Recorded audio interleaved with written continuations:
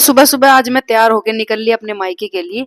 सामान तो मैंने रात को ही पैक कर लिया था, बट बचा कुचा कुछ सुबह डाला और आ गई सीधा नीचे। मम्मी हमें बाहर डलवाने के लिए जा रही थी और मम्मी का लिया आशीर्वाद और सीधी आ गई गाड़ी के पास। और प्रीशा मेरे साथ आगे बैठी थी और प्रज्ञा जिद करने लग गई कि माँ जी आप भी आ जाओ। रो रही थी देख के, सोच रही थी कि माँ जी भी मेरे साथ ही आ जाए।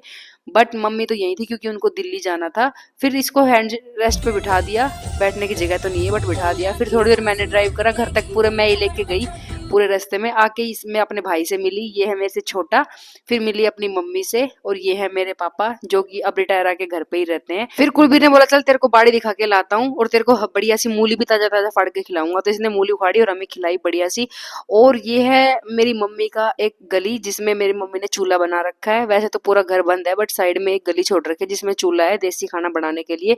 फिर मैंने और मेरे भाई ने बैठ के खाना खाया जिसमें था बढ़िया सी बाजरे की चूल्हे की करारी करारी रोटी, उसमें घी भर के।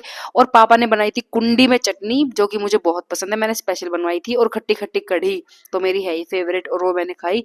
फिर राहुल जी ने भी खाना खा लिया था और मेरी मम्मी और पापा को बाय बोल के आशीर्वाद लेके ये निकल लिए अपने सफर की ओर। ये इनको जाना था दिल्ली, तो ये अपना जल्दी से ही निकल लिए थे, बस तो हमें छोड़ने के लिए आए थे। इनको छोड़ के घर पे आके मैंने झूला झूला जो कि मेरे पापा ने बच्चों के लिए बनाया था, बट मैं भी बच्ची हूँ, मैं भी झूलने लग गई। फिर प्रीशा को किया मम्मी को हैंड ओवर। मैं यहाँ आके बिल्कुल फ्री हो गई हूँ संभाल ले अपने बच्चों को। और कुलबीर के साथ बाइक पे बैठ के मैं चली गई अपनी बाकी भाभीियों से मिलने के लिए जो कि घर से थोड़ा सा दूर थी। उनको हक किया जाके, बहुत खुश हुई मेरे को देख के। और फिर घर पे वापस आ गए तो मम्मी ने चने का साग कूट के खिलाया जो कि मेरी सासू माँ ने भेजा था।